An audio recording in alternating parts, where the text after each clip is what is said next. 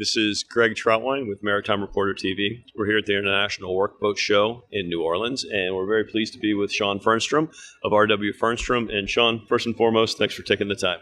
Thanks for having me. Appreciate it. You are one of my true bellwethers as far as seeing what's going on in the market. I know it's a broad question, but just to kick it off, when you look at the market today, what do you see? Where do you see opportunities? I'd say there's some cautious optimism. Okay. There's a lot of talk in different areas of activity starting to pick up. Okay.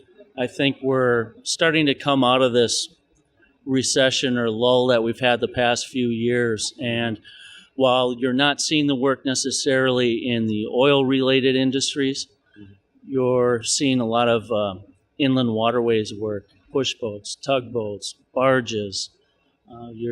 You're seeing fishing boats. The folks in the Pacific Northwest did very well last year, and they were very happy to take a look at equipment over the last few months.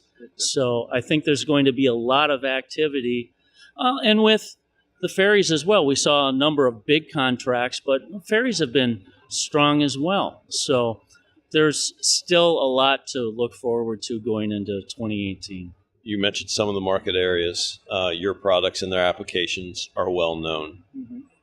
We were talking about some areas where they're not so well known. So if you could share with us some insights on some projects that you've completed or some applications that might surprise. Mm-hmm.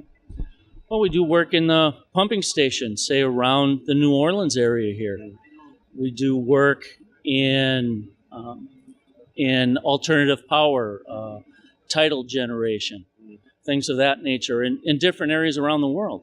We also do work with ROVs, AUVs, do a number of projects there. So we get into a lot of different things that, people don't necessarily associate us with.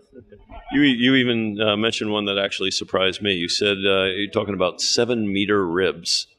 Yeah. A lot of people think we're only for larger applications, larger vessels, things of that nature. But we've actually had, for decades, been doing work on some 7-meter ribs in the Arctic Ocean and the North Atlantic. We've got coolers recessed in these ribs hulls, and they've been working great. When you look at the breadth of the products that you offer and some of the misunderstandings that come with that, I guess, what tops the list, and how do you generally try to educate the industry about what you're doing? I say drag would be one issue that people really get stuck in their minds. And when it comes to something like drag, it's an issue that we've done some extensive research in. And what we've found is that if the cooler is flush mounted on the hull with fairing blocks, you lose maybe 2-3% of your total high-end speed. If the unit is recessed in the hull, there's virtually no difference at all in speed. And by offering that type of protection, putting the unit into a recess, as far as a shallow draft or a shallow water application is concerned, there's no real immediate concerns at all. You're starting to see a lack of engineering expertise, particularly in a lot of smaller companies, particularly when they're trying to keep up with new rules and regulations. Are you starting to see companies coming to you more so and looking to you to help consult on the problems that they're having? Yeah, we see those kinds of things happening a lot when they're coming up with a new application, a new type of vessel, or they're trying a closed cooling system for the first time. There's a lot of different aspects of that they generally want some additional expertise in. So whether they come to us or we can advise them to go to a number of other sources to get more professional help along those lines. It's very common, and it's something we do quite a bit, and we've done for years. So it's something we're very comfortable with, and we feel our customers have an appreciation for that as well. I think it was probably about 2 years ago that I was last up in Menominee for a visit, and we discussed investment.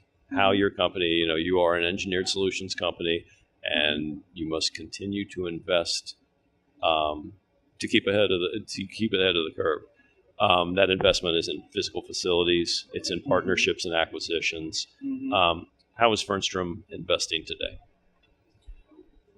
Today, it's people. It's really investing in our people, bringing in fresh faces, knowledgeable people. I guess you can say, the kind of people person kind of folks. We want them to be able to work closely hand in hand with our customers, and for them to really feel comfortable in that arrangement.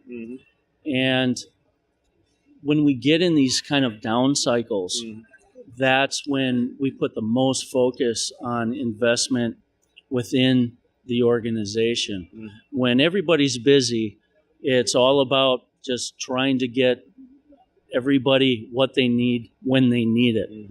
And so when you have that lull, the best thing you can do is invest in the organization. Again, like you said, whether it's facilities, it's your product, it's your people, you have to make the investment so that you come out of that lull that much stronger in the future. Thank you for your time. Thanks for having me. I really appreciate it. This is Greg Troutwine with Maritime Reporter TV.